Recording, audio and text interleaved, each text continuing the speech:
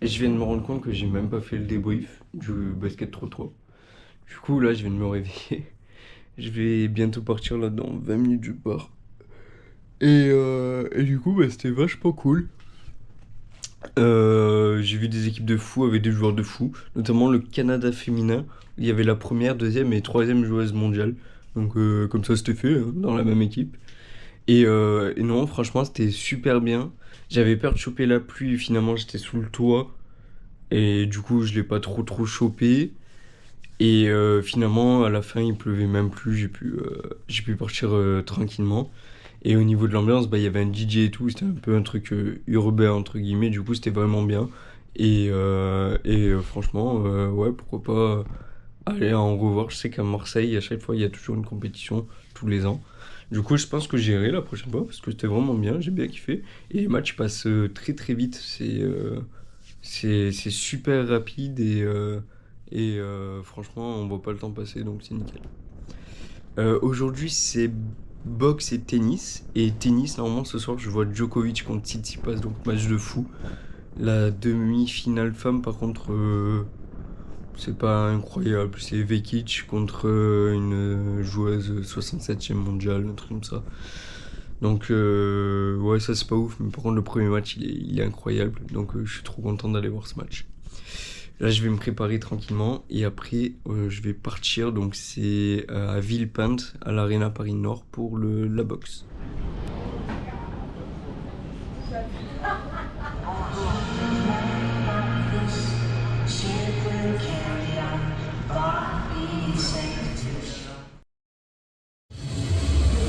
Ladies and gentlemen, mesdames et messieurs, dans le coin rouge, représentant la République populaire de Chine,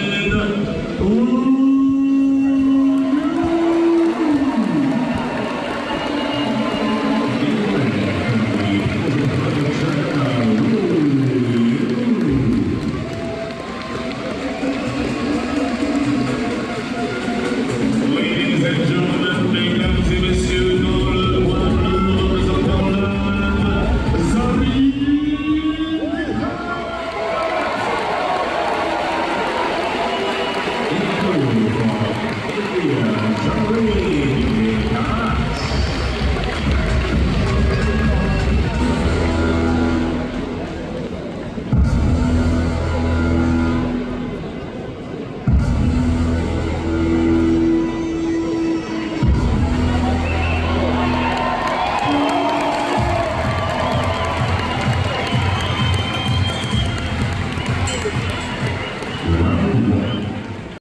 Alors, on se retrouve du coup pour la boxe ce jour-là. C'est le premier sport que je vois de la journée qui commençait assez tard. Alors, je connais pas trop la boxe, juste je connais les règles principales. Donc, je vais vous les dire tranquillement. Alors, déjà, premier point qu'il faut savoir, c'est qu'il y a toujours des catégories, que ce soit pour les femmes ou pour les hommes, de moins de 55 kg, de moins de 57 kg, etc. etc. Donc il y a toujours ce genre de catégorie-là qui va être privilégié. Et il y a un moment donné où la dernière catégorie, ce sera les plus de quelque chose. Donc pour les hommes, c'est plus de 92 kilos. Et pour les femmes, ce sera les plus de 75 kilos, il me semble. Deuxième chose aussi à savoir, c'est que la boxe olympique, c'est uniquement amateur. Il n'y a pas de professionnels qui peuvent rentrer, c'est pour ça que certains boxeurs restent à vie amateur pour pouvoir faire les JO, ou alors passent professionnels mais ne pourront plus faire les JO.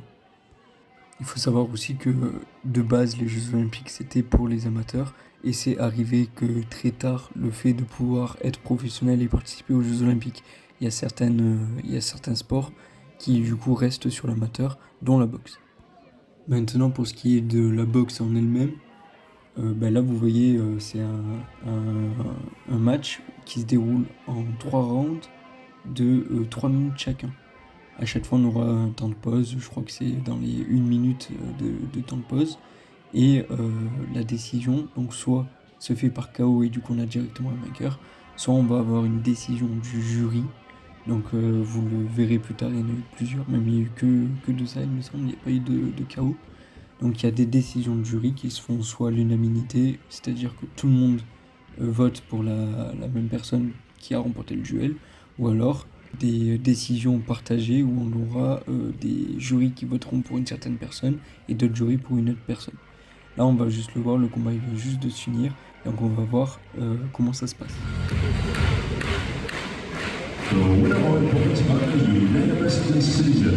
Victorieuse au point par décision unanime. In red from the People's Republic of China.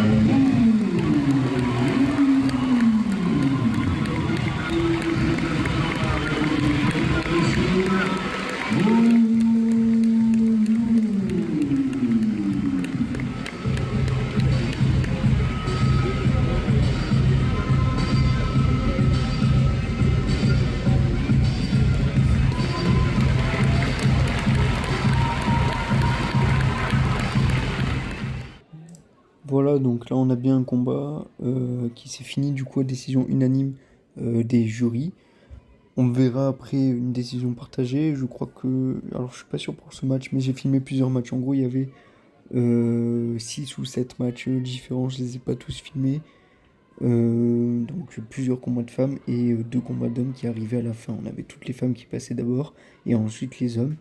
Et ça se jouait en catégorie en fait. Donc il y avait les hauts poids hommes qui commençaient juste après. Donc c'était les 80 kg hommes, enfin les moins de 80 kg hommes et les plus de 92 kg hommes qui jouent ensuite. Là on voit un match qui est super intéressant je trouve. C'était un match du coup de filles, je me souviens plus exactement la catégorie, je pense que c'était les moins de 71 kg. Mais vous voyez, ça joue beaucoup à l'intox pour inciter le jury à voter pour elle. Dès que ça met un coup, voilà, ça se chambrait, voilà, ça levait les bras, etc. Et donc ça jouait beaucoup à l'intox pour pouvoir se mettre le jury dans la poche, entre guillemets. The winner on points by split decision. Victorieuse au point par décision partagée. In red from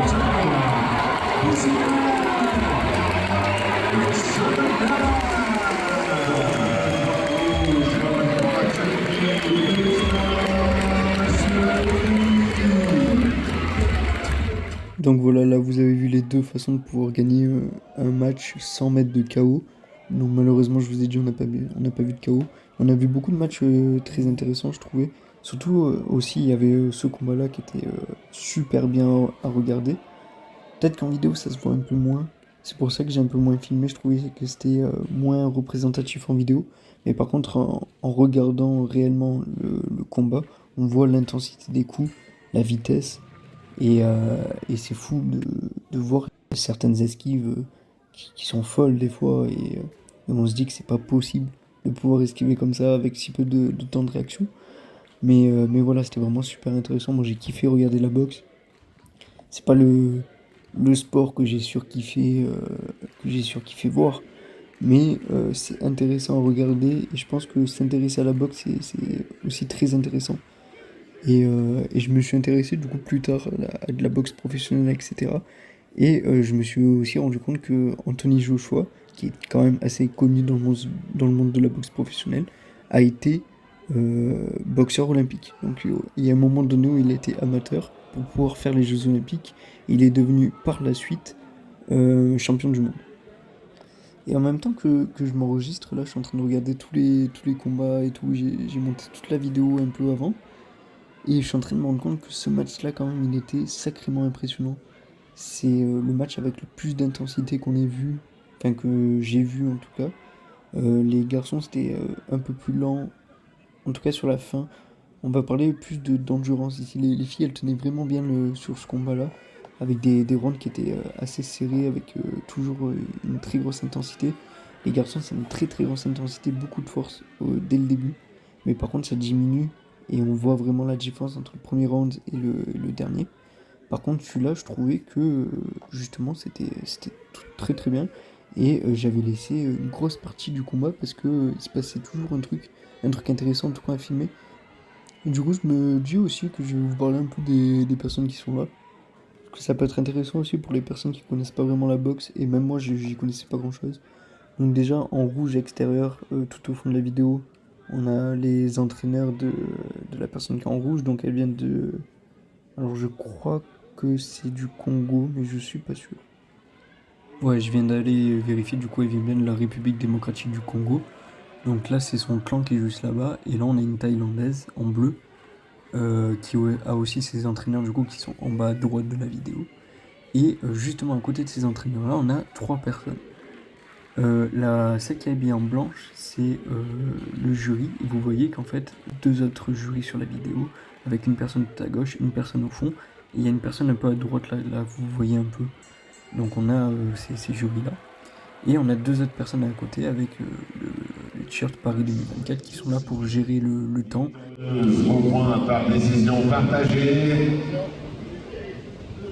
In blue from Thailand.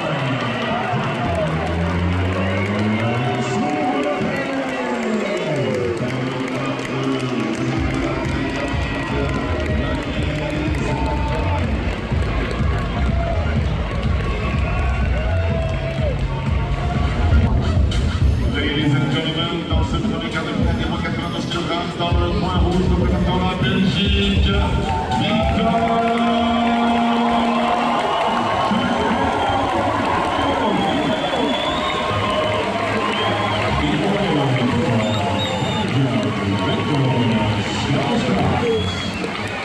Dans le point bleu représentant l'Espagne, Manuel.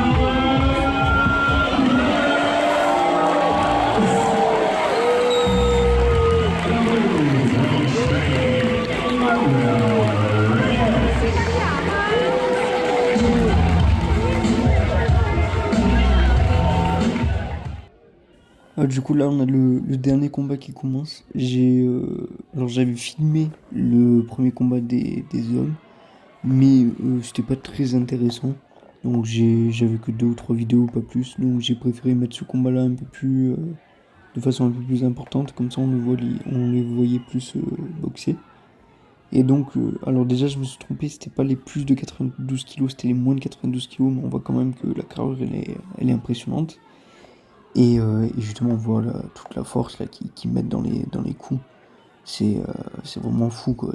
Tu te prends ça, tu tombes en 2 secondes si t'es pas un boxeur. Et si t'es pas habitué justement à recevoir ce genre de coups. Et vous voyez donc c'était un Espagnol qui était assez balèze franchement. Un peu plus maigre que le Belge. Mais derrière ça a enchaîné quoi. Et je crois même du coup que c'est l'Espagnol qui va remporter le combat. Donc voilà, donc finalement ça respectait bien les choses parce que dans le combat en lui-même on voyait bien la domination.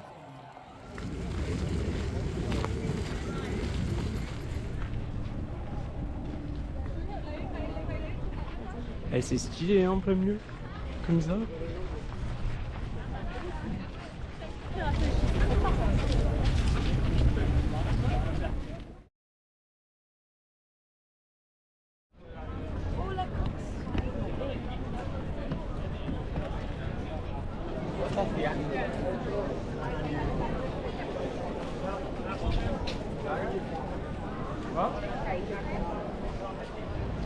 Du coup, petit débrief de ce matin.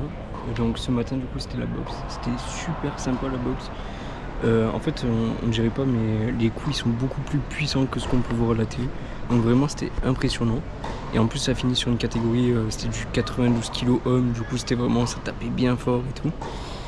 Et voilà, donc je suis rentré tranquillement. Et là, je suis allé donc voir la flamme olympique, la vasque olympique avec ma soeur. Et maintenant, bah, je suis à Roland-Garros, sur le central, juste là. Voilà. Il y a Djokovic Tsitsipas qui arrive à 19h, je crois. Et j'ai vu Tsitsipas donc finir son échauffement. Donc je suis refait. Malheureusement, je voulais acheter un t-shirt où il y a écrit tennis derrière et tout. Exprès, il n'y en avait plus, il n'y avait que des grandes tailles. Donc je suis un peu deg pour ça. Mais en contrepartie, j'ai acheté une serviette. Je la kiffe, elle est trop belle.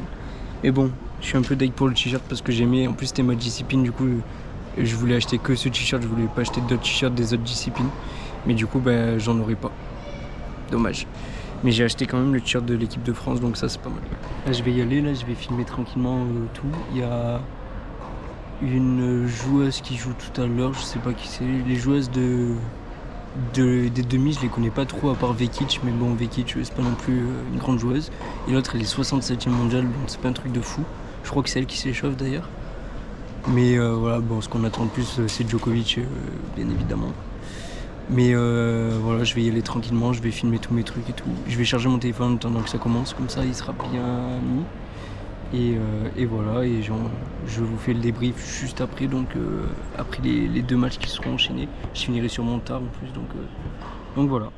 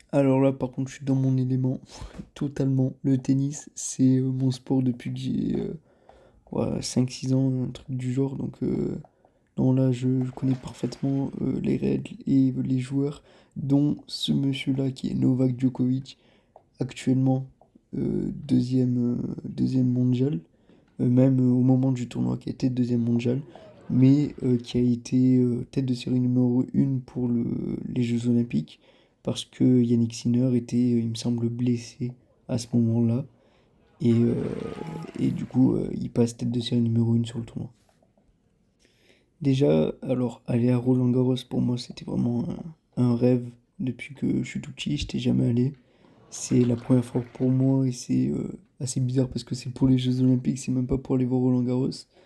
Mais voilà, du coup, c'était sur le Philippe Chatrier et c'était magnifique, quoi. Voir Djokovic, bon, moi, je suis un pro Nadal. D'ailleurs, il vient d'annoncer la fin de sa carrière, donc je suis super triste. Mais même voir un membre du Big Three avec mon bel accent. C'est fantastique, franchement, c'est fou. Moi, je les ai déjà tous vus, pas en match, mais Federer, je l'avais vu à l'entraînement à Monte-Carlo. Pareil pour Nadal. Djokovic, je l'avais jamais vu jouer, même à l'entraînement, je l'avais juste vu passer à Monte-Carlo. Mais du coup, là, je règle le problème. Tsitsipas, moi, je suis déjà allé à Mouratoglou pour aller faire des tournois, etc. avec mon club. Et je l'avais vu lors d'entraînement, j'avais pris un selfie avec lui, etc. Donc ça, je connaissais déjà un peu, j'avais déjà vu pas mal de fois. Mais Djokovic, c'est une première fois et c'est impressionnant à voir, quoi.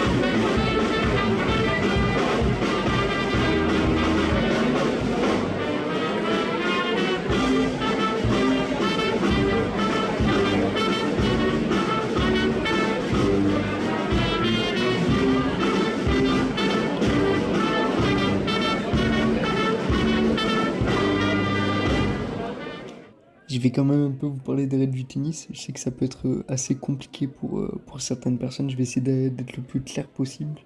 Donc, aux Jeux Olympiques, le match se joue en 2 sets gagnants. Donc, c'est-à-dire qu'il peut y avoir 3 sets maximum.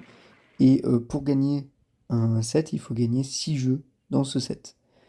6 ou 7. Donc 6, c'est les règles de base. Par contre, si jamais il y a 5 jeux partout, on montera à 7 jeux. Donc soit 7-5, soit 7-6. À 6-6, il y a un tie-break. Donc c'est ce qu'on appelle, c'est un micro-jeu où on compte les points de 1 en 1. Donc pas 15, pas 30, pas 40. Là, c'est 1 en 1. Et le premier qui arrive à 7, ou alors en 2 points d'écart s'il y a 6-6, gagnera du coup le tie-break et donc le set qui suit.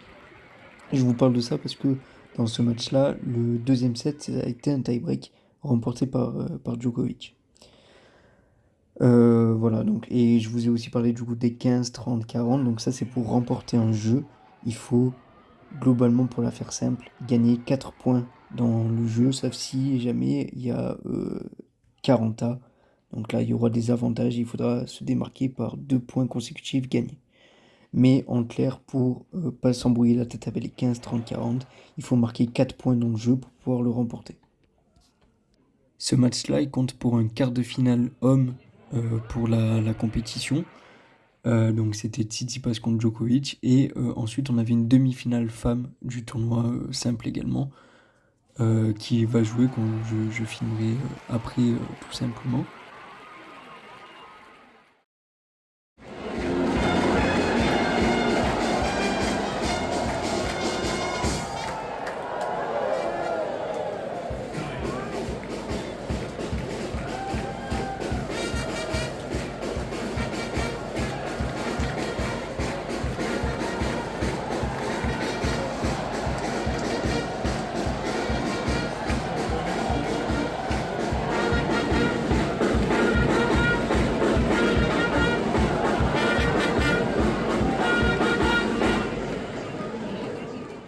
Et à savoir que Djokovic, du coup, juste là, c'était le seul tournoi qui lui manquait pour compléter tous les tournois majeurs à gagner.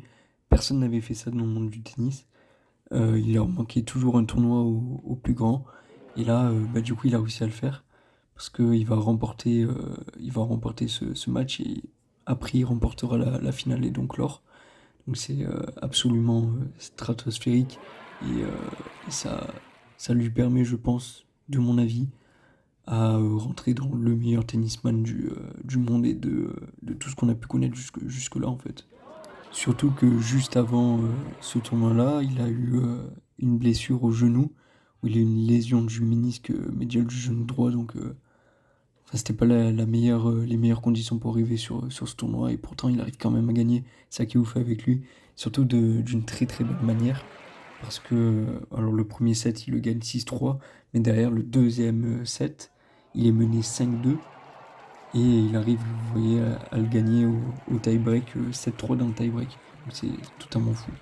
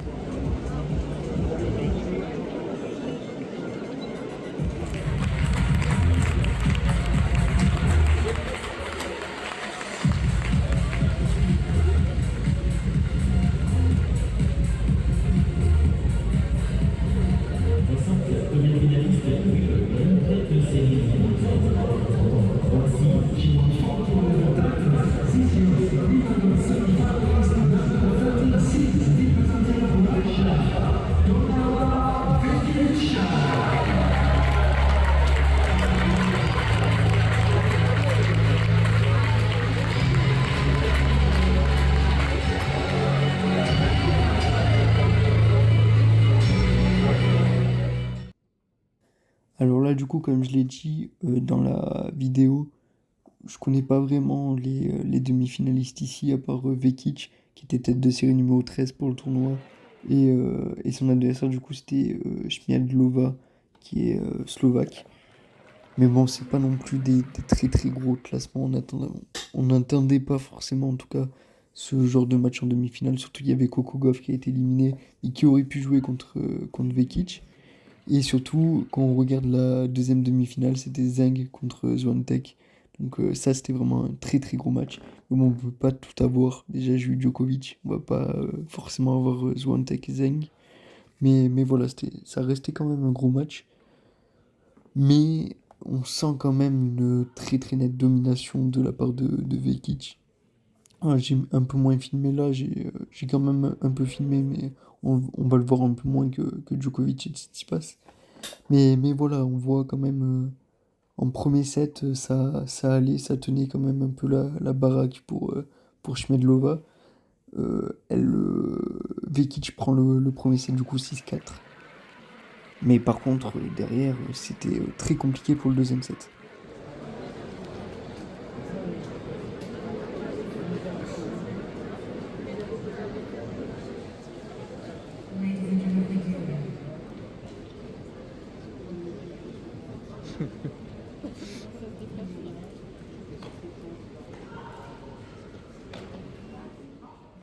Ce qui m'a surtout choqué en fait dans le jeu, c'est que j'avais vraiment l'impression que Schmedlova, elle surjouait en fait.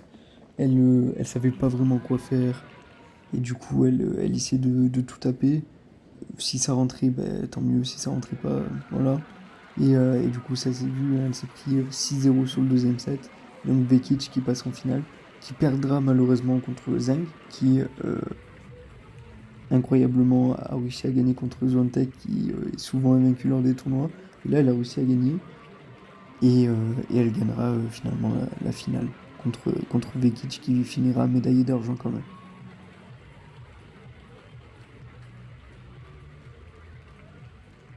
Je suis trempé du pied. En gros, il y avait tellement de pluie que il y avait des torrents, genre il y avait au sol, il y avait la hauteur de mon pied. Donc c'est-à-dire que je rentrais dedans, mon pied était mouillé. Sauf que c'était tellement grand, du coup j'étais obligé de mettre mon pied dedans. Et du coup je me suis fait niquer. Donc là j'ai un pied qui est vraiment trempé. Et il y a de la pluie de partout. Mais genre il y a des torrents. C'est une rivière. Voilà. On a dû traverser une rivière pour y aller. Et là, du coup, je vais au métro. Il pleut plus trop, il y a plus trop. Si, il y a des flaques un peu, il faut que je les évite. Mais ouais. Sinon, c'était vachement bien le tennis. Hein. Djokovic numéro 1 mondial, enfin numéro 2 du coup maintenant mondial, mais incroyable. Il a surclassé Tsitsipas. Un peu dans le deuxième set, il avait un peu de mal, mais après il est revenu. Il a surclassé. Et Vekic aussi, voilà, c'était un petit peu un viol. Surtout le deuxième set, elle a pris 6-0 l'autre, la pauvre. Mais bon, la fin elle a été un peu chaotique, pas au niveau tennis, mais au niveau de rentrée.